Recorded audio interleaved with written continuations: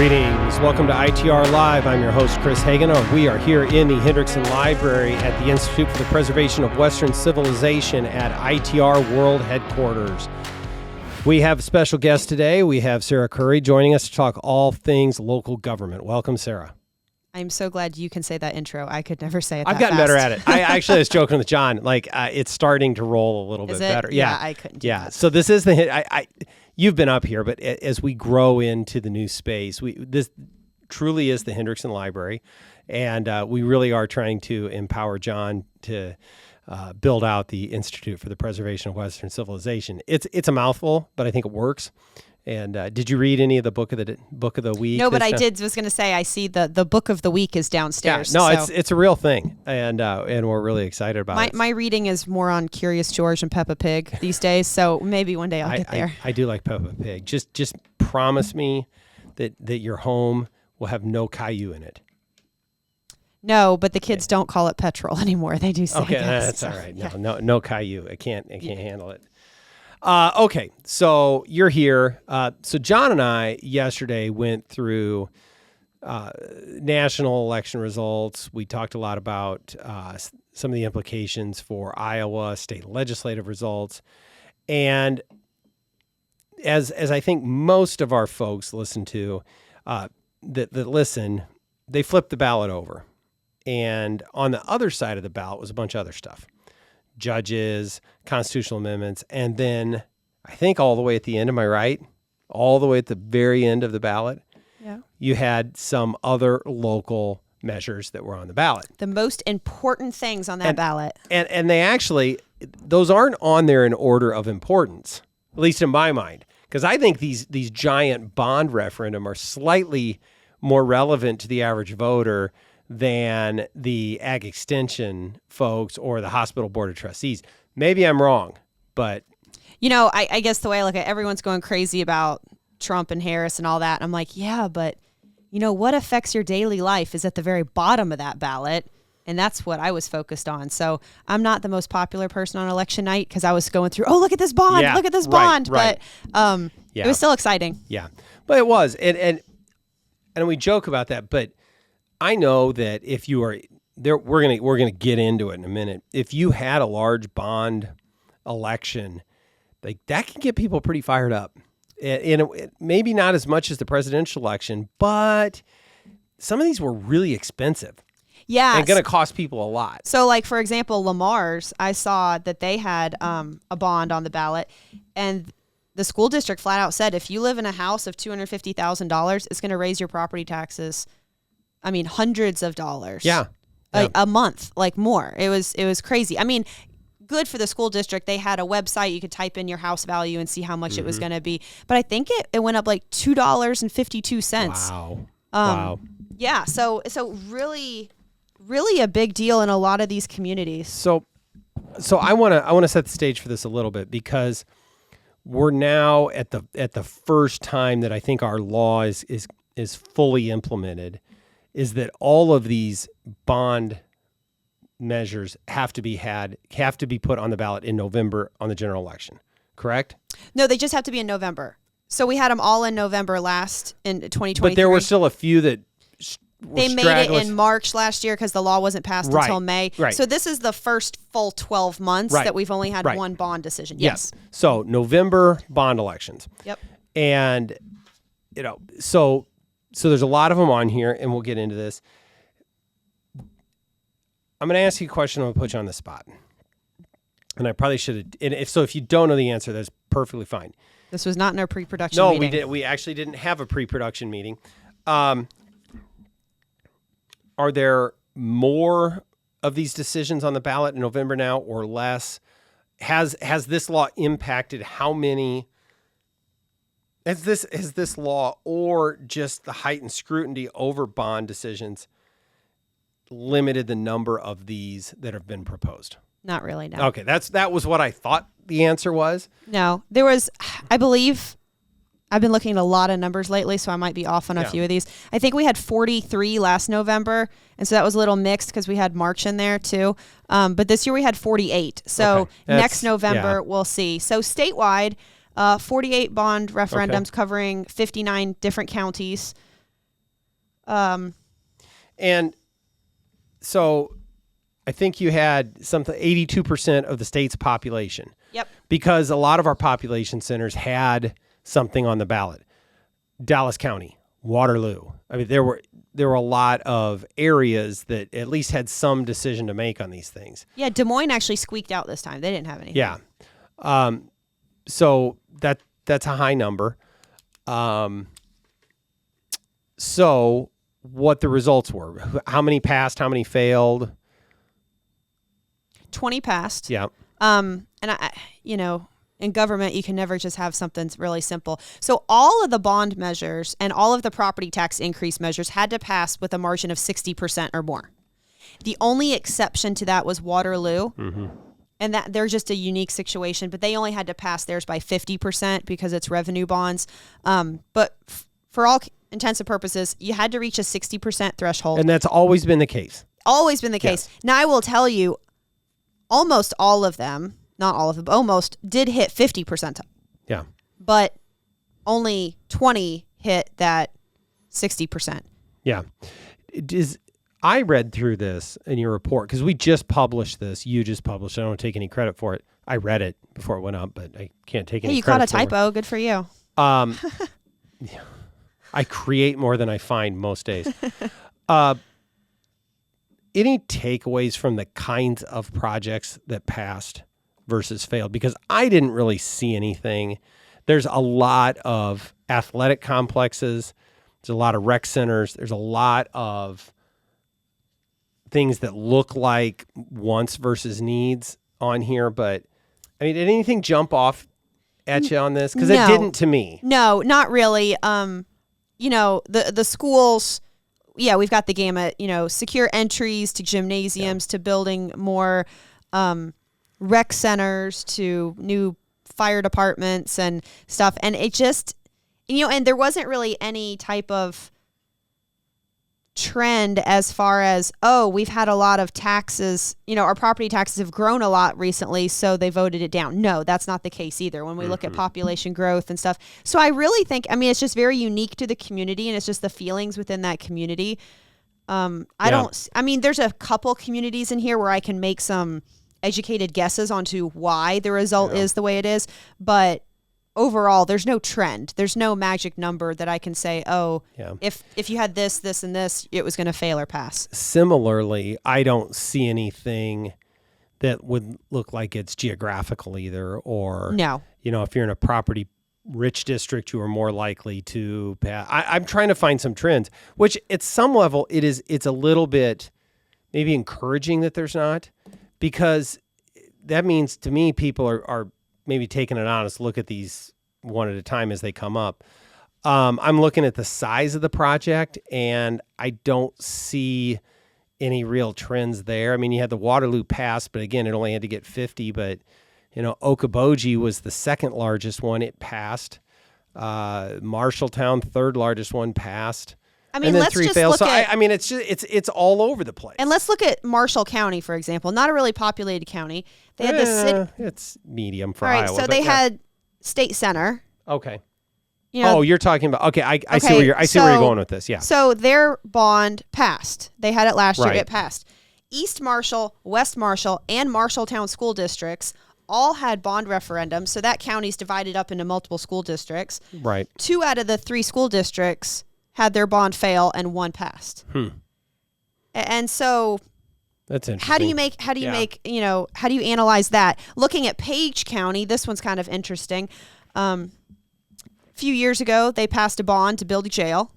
Yep. And then right after that, that's when the Clarinda School District just hammered voters trying to raise property taxes for that. We talked a lot about that. And everyone said no. Well, then Page County comes out and they want that emergency medical services, the ambulance tax, which most of those are extremely popular because no one, has opposition to that. And that failed. So my hypothesis down there is people are just tired of being asked to raise their taxes. That makes sense to me, is that voters get fatigued. And I think sometimes the local governments keep pushing and bringing the measures forward, hoping that they will either beat people into submission or wear them down or whatever. But since we've started tracking this, it feels like voters just like stop asking me. It's a no. Right? Is that they just get tired of voting for this stuff. They do, unless their community listens to them. Lewis Central, they asked $90 million last year. They dropped it down to $30 million, and it passed. Not by a lot, but it passed. Now we look at Sac County. Yeah. Sac County had 2 provisions on the ballot. One was a bond, I believe, for county conservation. Am I right? Sac County bond was county jail and law enforcement. Okay, jail and law enforcement. And then we had one for a property tax increase for emergency medical services. Oh, okay. The emergency medical services tax passed. The jail failed. On the same ballot, the same voters made 2 completely different decisions. So that also tells me that voters are paying attention. Yeah. And they really are digging into these things and reading about them. So I'm encouraged by that, actually, because I think people are taking notice. I live in the Iowa Western Community College School District.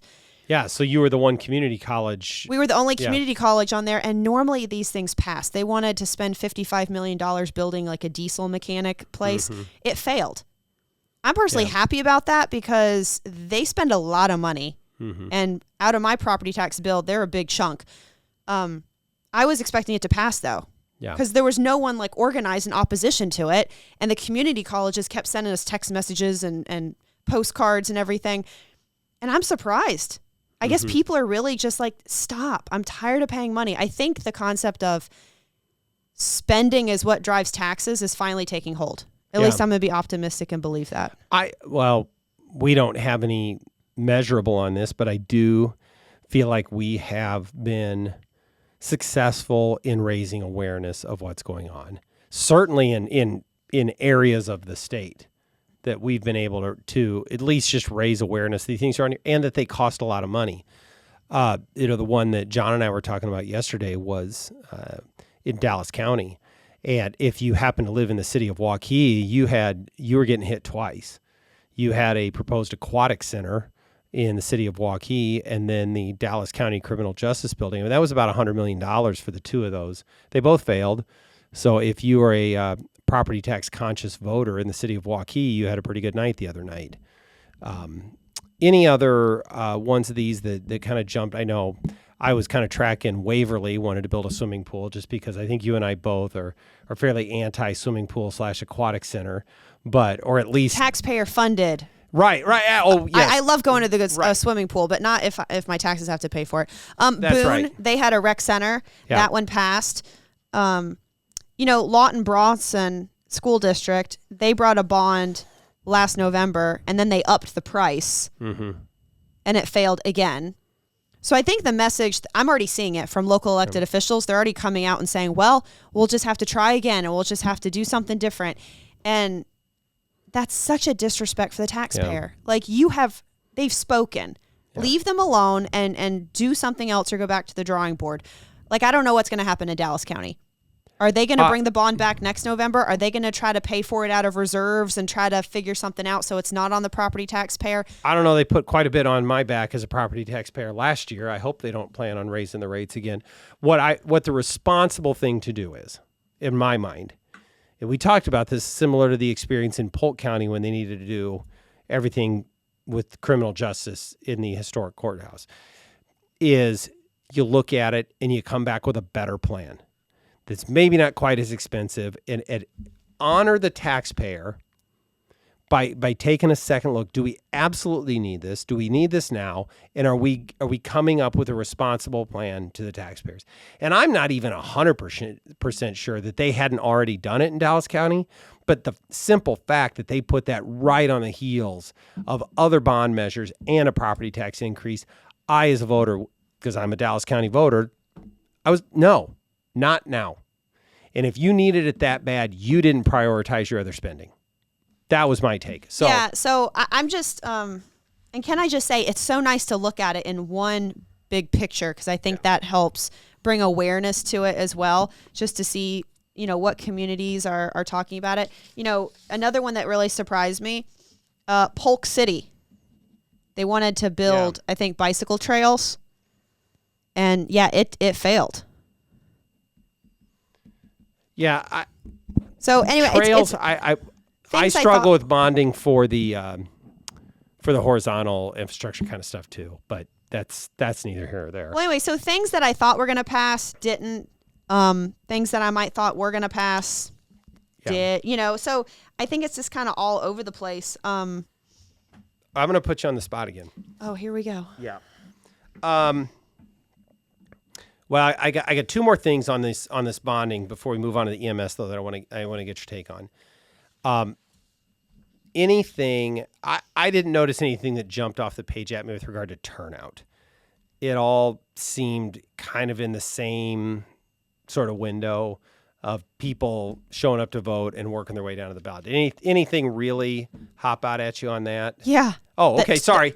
No, you're fine. I've been tracking these for quite a while. Right. The average turnout for bond elections is around 16%. Historically, when we have all these, yes. Yeah. Even when they're last November, they really weren't that high. So the fact that we had when I take just the bond measures and measure the turnout for them, we had a 71% voter turnout for bonds. Yep.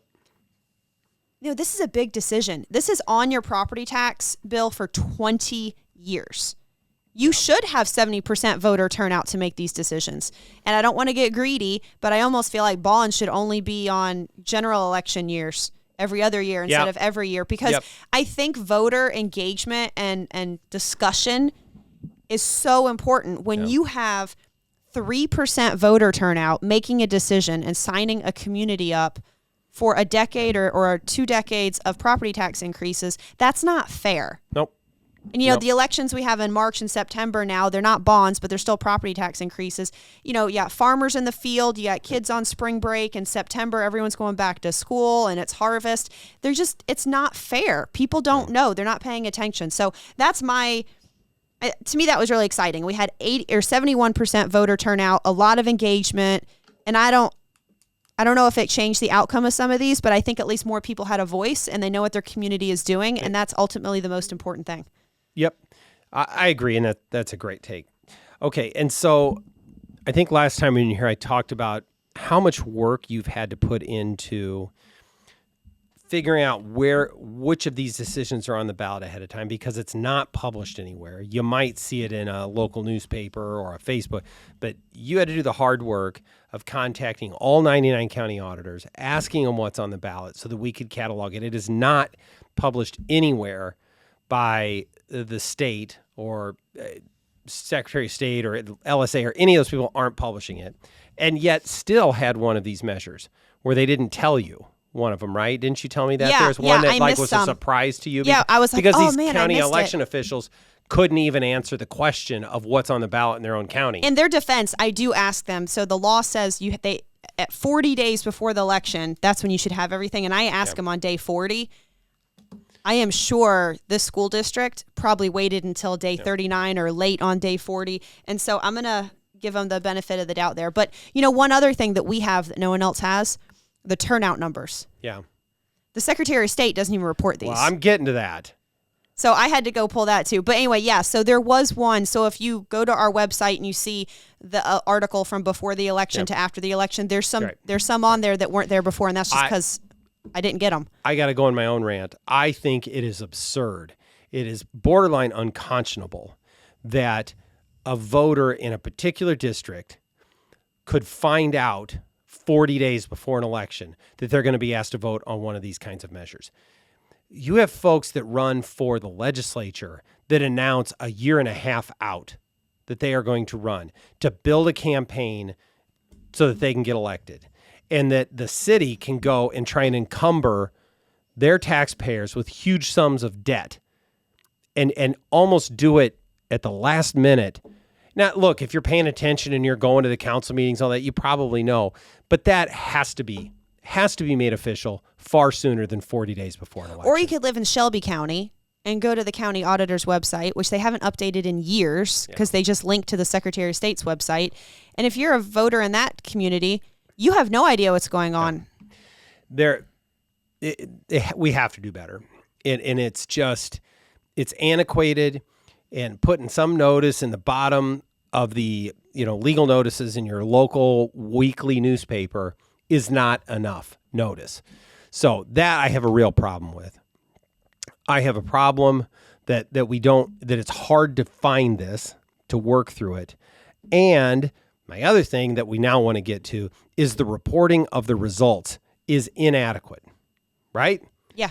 So we struggle with this. Now, we can get the numbers if you click through the special 43-click option to get there on the Secretary of State's reporting tool, but it is not readily apparent. I mean, that whole system's pretty clunky if you ask me. But, I mean, at least it's in there, but it's not stored in there anywhere. As soon as we move on to the next election, that's all gone. It is. Yeah, it's gone. And the other thing, like you were asking about undervotes on some of these elections. So I go and I can pull a spreadsheet and it has all the contests in the state. But if you go, all it does is break it into absentee, right, and then day of votes. I can't pull undervotes. There's no voter turnout record. So all the voter turnout statistics that you see on our website, after I gather all of this, I have to email a contact that I've made at Secretary of State's office, and they go through and they manually pull the registered voters, and then I calculate out the turnout. Because even the county auditors don't have it. Right. If you're in a school district and it spans 2 counties, they don't have access to another county's registered voter list. So they're like, we don't know how many registered voters live in the district, so I have to contact Secretary of State's office. It is. So if I asked you what happened with a bond election in Shelby County in 2016, a school bond election in 2016, I just wanted to find out what the results were of that. How would I know, whether than maybe win or lose from a Google web search? Oh, no, you can't. You can't. Well, you definitely can't find a Shelby County because they haven't. Just pick your county. I mean, Polk County has historical records going back. Polk County does a really good job. Lynn County does a phenomenal job. The big counties have some historical information. But where do I go to find out, as an Iowan from someplace not in Polk or Lynn or maybe a couple other counties, where do I go to find that information? Great example, okay? Iowa Western Community College had a bond shortly after I moved here. Yeah. I think it was 2016. So I was curious, and I was like, gosh, when was that bond? What were the results? Okay, there's 13 counties that span that district. Yep. I would have to call an auditor in one of those counties and find out. They'd have to go through their records, figure out when it was. And then for me to find out the results, I'd have to call all 13 auditors and then get the results from that bond and add it up. So I think it passed. I can't remember. I don't want that to do that much work, but that's what you would have to do. If you lived in Johnson County and you wanted to see the last time there was a bond, you have to call your auditor and they have to go through it and they have to find it. There's nowhere to do this. I say that is that we need more and better information on what measures are coming up and cataloging the results of these measures going forward. And it's something I'd like to see improvement on. And I think that probably needs to be spearheaded at the state level. But anyway, okay, EMS levies. So we had more of these EMS levies. Remind the folks what the law change was and what folks are being asked to vote on with these things. Yeah, so in 2021, the state legislature made it easier for counties to create a property tax levy to fund emergency medical services. So that's ambulance services. A lot of people think EMS is emergency management. Emergency management is, encumbers a lot more things. And that's a whole other thing. Right. So just know EMS stands for emergency medical, so ambulance services. We had a dozen counties with that on the ballot this time. And what are they deciding on when they ask this? Because it's not just whether we want to have an ambulance or not. It's the special funding on the property taxes for the ambulance service, right? Yeah. So right now, townships have the option to fund ambulance services. They shall fund fire departments. They may fund ambulance. Mm-hmm. So some do and some don't. Cities already levy a property tax for ambulance services. And some counties have chosen to do that, but they're not required to. So what this does is it says the county supervisors have deemed ambulance services an essential service, and now they're asking for a property tax to help fund that essential service. Mm-hmm. Now, sometimes health insurance, like if you call for an ambulance, health insurance will pay for part of it. Sometimes Medicare doesn't pay for it, and so there's a gap there. But the tax can go up to 75 cents Okay. And or a 1% income surtax, which means the income tax that is generated within your county, you would pay an additional 1% on top of that. Okay. So we had a dozen, Okay. 5 failed, and 7 passed. So total statewide, we're up to 20 counties now that have this. Okay. We expect to see a lot of counties continue to pursue this, right? I mean, I would guess I'm going to be generous, but by 2030, all 99 counties will have it. Right. And we've talked about this. The reason the legislature enabled this, well, for a number of reasons, especially in rural Iowa, ambulance service is important to folks, and it's not as good in many areas as folks wish it was.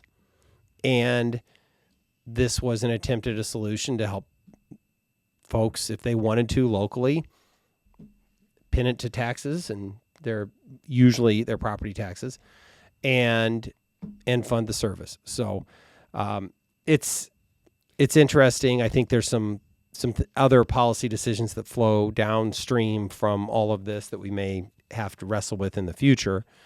But anyway. And some people are going to ask, why did some of them fail? Yeah. I just want listeners to know no one in any of these counties is saying ambulance services are not important. The question all comes down to funding and how do we fund it? And a lot of taxpayers that I've heard from, they say, I 100% support ambulance. I don't support another tax. Why do I have to pay more to receive a service that I think is more important than other things? Yeah. And so I think there is a discussion to be had on a prioritization of service and how it's funded. Mm-hmm. And just like anything in government, it's not simple. Yeah. I am still trying to figure out the ins and outs and how this thing works. And when I have all of that, I'll share it with our members. But again, as I asked you on the others, I don't see any themes among these counties. The highest passage rate was Tama County at 77% voted for it, and that's a 75% additional levy. The low one being, if I'm looking at this quickly, would be Floyd County. I don't know that these are terribly dissimilar counties, and yet they voted 55% against for a similar levy.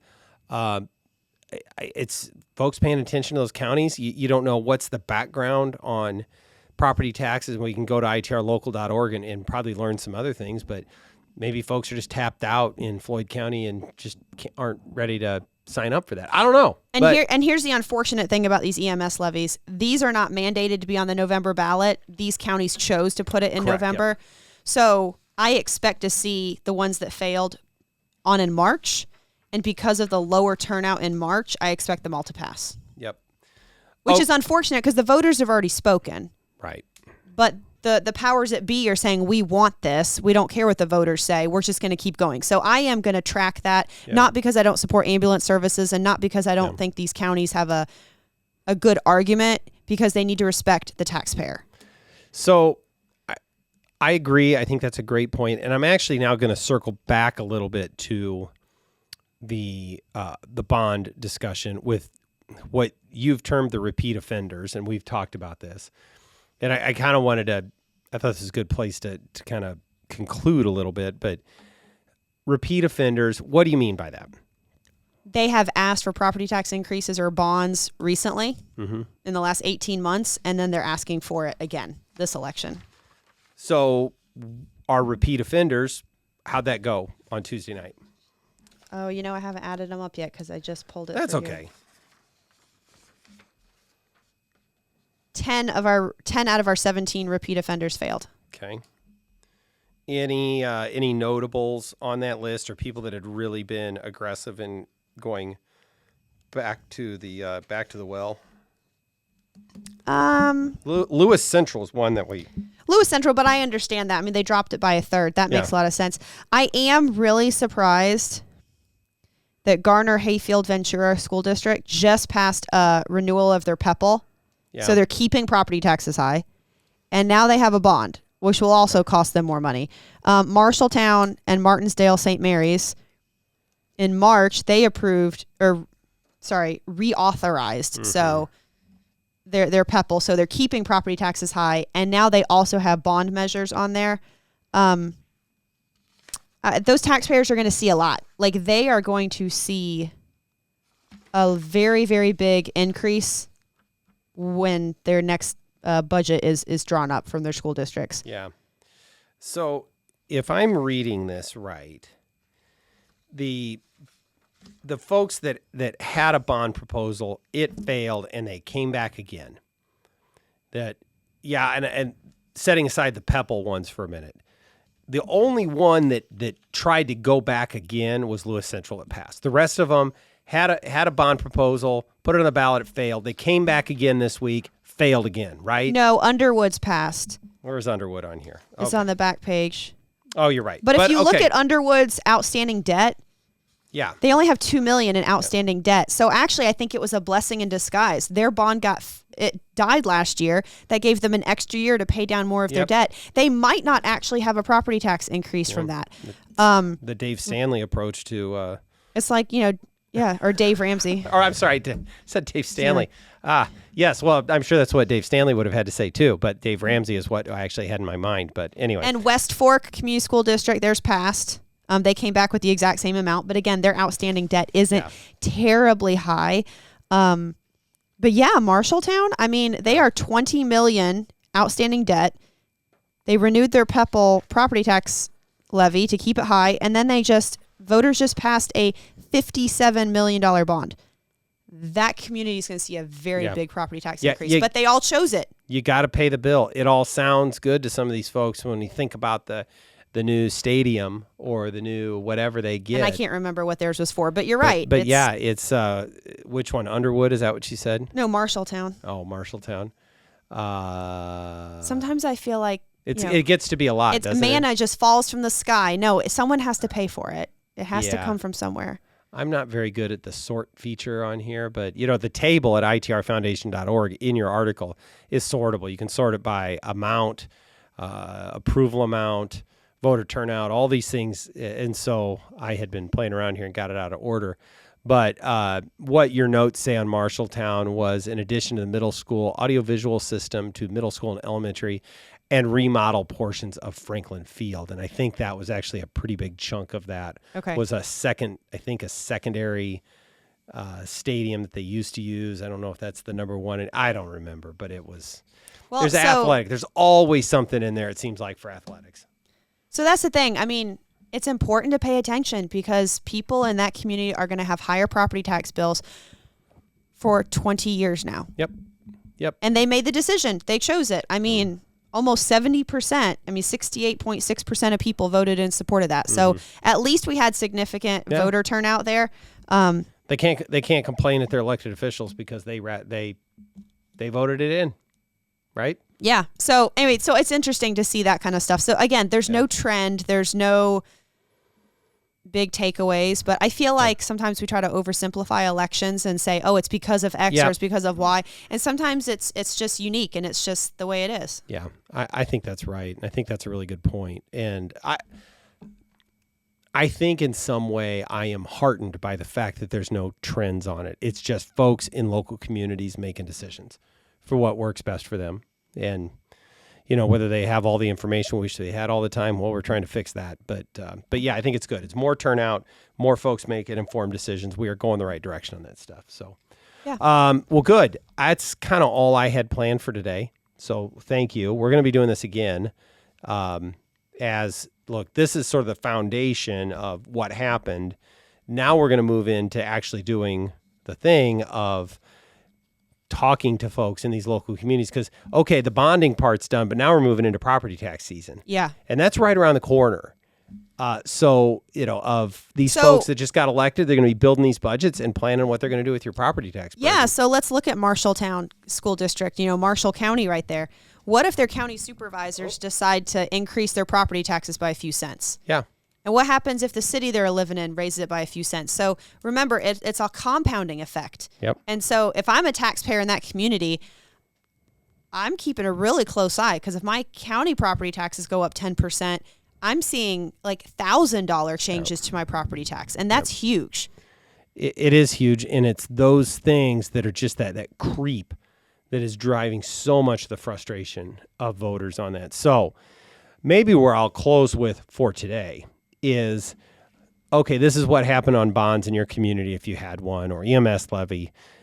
It's time to re-engage now. We've got some new folks that have maybe been elected to a board of supervisors. Didn't elect any school or city folks, but they're going to be starting their budget process pretty soon, and starting to make some of the decisions that will inform where they land on property tax levies. And so we need folks to start thinking about this in their local communities. We haven't crossed the finish line on this thing because we got past election day. It's just the next marker on the road. So if you go to the website, read the article, figure out what's in there, but get involved. If you want more information, you go to itrlocal.org and look up your particular community, but reach out to us. If you're wanting to get engaged and get more information, or you're a local elected official that wants to start trying to step forward a little bit more, I mean, please reach out to us, right? I mean, I know that you want to talk to these folks. I've had taxpayers in different communities reach out to me and just ask questions. Hey, what does this mean? How is this going to affect me? I've had county supervisor candidates say, hey, what's going on in my community? Help me understand this better so I can communicate this. Or I have newly elected officials coming up to me saying, I got to write a budget and I've never done one before. I really have to learn how this stuff works. So, I mean, we're all learning together, but if they don't hear from you, it's very easy to say, I need this, I need this, I need this, where if taxpayers are engaged, they're going to say, oh, I'm going to Dave Ramsey it and try to figure out a way to pay for it. Yep. So, nope, I think that's right. So, yeah, please, we need Iowans stepping up. We need them, even if it's not running for office or even going and down to City Hall with your torch and your pitchfork. We need you to get engaged. And so if you care about these things, let us know, and let us know how we can help. And that's really what the whole project is about. And really, I think people need to, I know you want to end this and I keep dragging it out. If a bond failed in your community, I think you really need to, it's not over. No. It is not over, okay? Not over. They're going to come back next year. So you have to pay attention and you have to follow up and you have to say, no, we said no, or you need to scale it back, or you need to change this. Boone came at the rec center like 3 times. Yeah. And it's failed all 3 times. They don't care. They're going to keep And coming. I'm sure it's going to come back again. And so the citizens in the city of Boone need to be paying attention to what their city is doing. And are they setting the stage for another bond election? Yeah. I think that's right. And I think, too, maybe we can talk about this again and explore this a little bit more of what kind of obligation those communities have to get the information out. I know there's some of these communities that were really good about communicating with their voters about what they were trying to do and why. And others that just seem like, well, here's our next bond proposal. And voters, in my mind, in my perspective, are going to respond better when they have more information. When you're upfront early and explain everything, and you've got a compelling case, it usually goes better for you on these sorts of think measures. As an elected official, you win the respect of your taxpayer. Yeah. I'll give a great example. East Marshall School District, okay? Their bond failed, all right? But man, you call them, first of all, a person answers the phone. I don't have to go through, hit this number. They were nice. I asked them how much it was. They directed me to a website. I could type all the information in. It was clear. It was easy to understand. They weren't hiding anything. And if I live in that community, whether I agree or disagree with the bond, I can respect the fact that they're not trying to pull the wool over my eyes and just take my money. They're being upfront about it. Now, there's other communities. I call. No one answers the phone. I can't get an answer. I email. No one gets back to me. There's nothing on their website. And in my mind, I'm thinking, what if I'm a taxpayer that lives in that community? How do I feel that I can't even get an answer about what my own government's doing? So, I think transparency is huge. And if you're an elected official listening right now, I think you have to advocate for that. Yep. Just don't hide it. Just share it and get it out there and make sure everyone has the same information so there's not myths going around. Yep. I agree. I think that's a great point. So, anything else before we close? No, but I'm coming into the office a lot this month. So I know hope you to are. be back. It's great. And hopefully we can get more content out for folks, because as I've told you before, I regularly get folks that say, I really enjoy when Sarah's on the podcast. And it has led, and I make this pitch at the end, like, let us know, but we get people reaching out to us that want to interact with you because they've heard you on the podcast, and they want to, because they want to either give you information or they want to learn from you. So this is an important part of the process. I may be overstating the value of the podcast, but I'm going to claim it anyway. No, that's great. I don't listen to my podcast because I hate the sound of my own voice. I can understand that. Yeah. Yeah, the problem is I have to do the editing. I do the post-production around here, and so I have to listen to it over and over and over as I do it. But I don't know. I guess I'm numb to it, or I don't know, whatever. But it's no good. I'm completely sympathetic to that. But you do listen to all of them when it's me and somebody else, right? Oh, yeah. Oh, yeah. Okay, good. All right. Yeah. All right. That's all the time we have for today. Thank you, Sarah. Thank you, folks, for joining us. Again, don't forget to like and subscribe, share the show with your friends. And with all of that, we will see you next time on ITR Live.